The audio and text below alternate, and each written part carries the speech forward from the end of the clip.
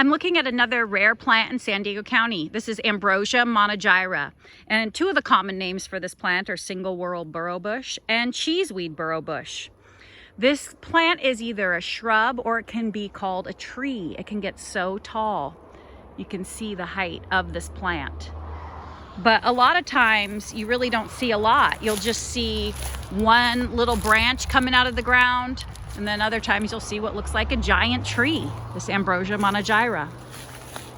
So the leaves on this plant are thread-like, and they're about 2 to 5 centimeters. So if you look here, you can see they look like threads.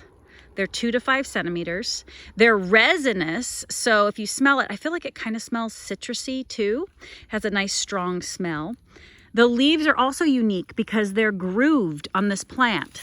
So let's take a closer look here in the sun.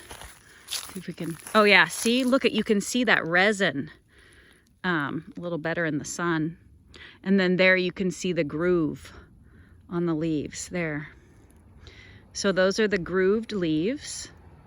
You can see the resin. Anyways, this plant occurs in riparian areas, and I'm right next to Monogyra Creek.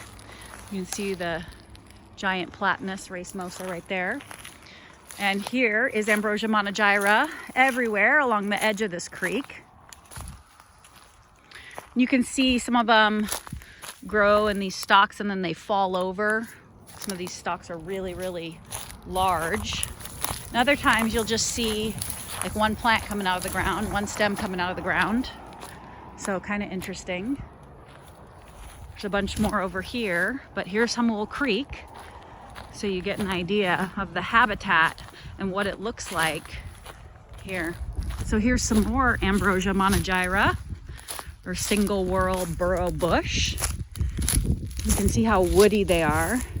And see how just a couple stalks you might see coming out of the ground at times. And other times, again, it looks like a tree. Look at it compared to that platanus racemosa over there. So that's Ambrosia monogyra. It's August 2021, and I'm right next to Monogyra Creek.